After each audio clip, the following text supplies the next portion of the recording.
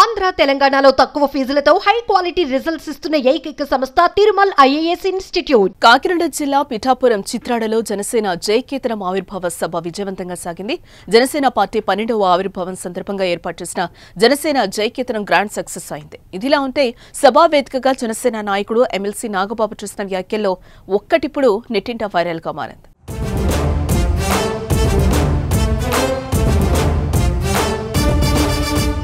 జనసేన జయకేతనం సభలో నాగబాబు మాట్లాడుతూ పిఠాపురంలో పవన్ విజయానికి 2 ఫ్యాక్టర్స్ పనిచేశాయని మొదలుపెట్టారు.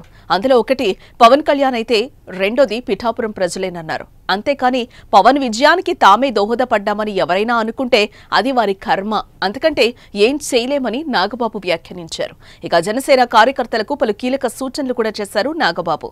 అధికారంలో ఉన్నాం కదా అనే అహంకారంతో మాట్లాడకూడదంటూ హెచ్చరించారు. అందరూ ఏదైనా మాట్లాడేటప్పుడు ఆచితూచి మాట్లాడాలని, నోటికొచ్చినట్టు మాట్లాడితే ఏం జరిగిందో చూశాం కదా అంటూ కామెంట్స్ చేశారు.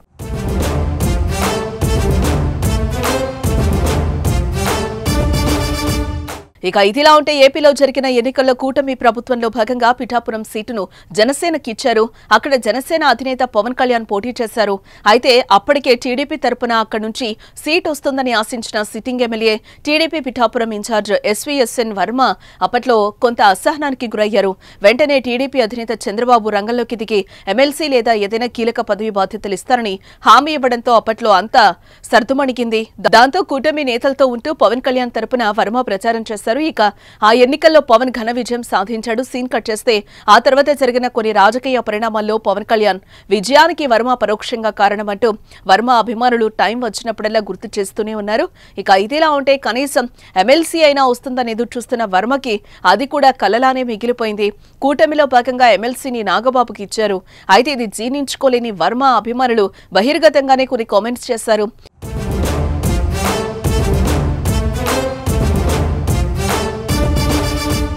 పవన్ కళ్యాణ్ విజయానికి కారణం తన ఎమ్మెల్సీ సీటును త్యాగం చేసిన వర్మకి ఎమ్మెల్సీ ఇస్తామంటూ ఇలా చేయడం సరికాదంటూ అసహనం వ్యక్తం చేశారు.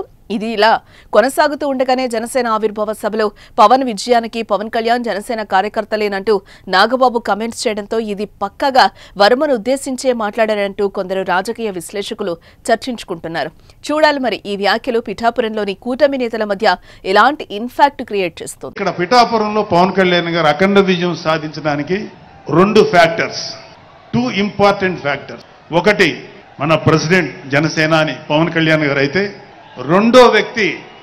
రెండో ఫ్యాక్టర్ నాటి వ్యక్తి ఫ్యాక్టర్ పిఠాపురం జన సైనికులు, పిఠాపురం పౌరులు, పిఠాపురం ఓటర్స్. వీళ్ళిద్దరూ లేకపోతే మేము ఎంత ఏమి చేసినా ఏం ఉపయోగం లేదు. సో మాలో ఎవరైనా ఇంకెవరైనా సరే పవన్ కళ్యాణ్ గారి విజయానికి నేనే దోహదపడ్డాను అని ఎవరన్నా అనుకుంటే అది వారి కర్మ, అంతకంటే ఏం చేయలేదు.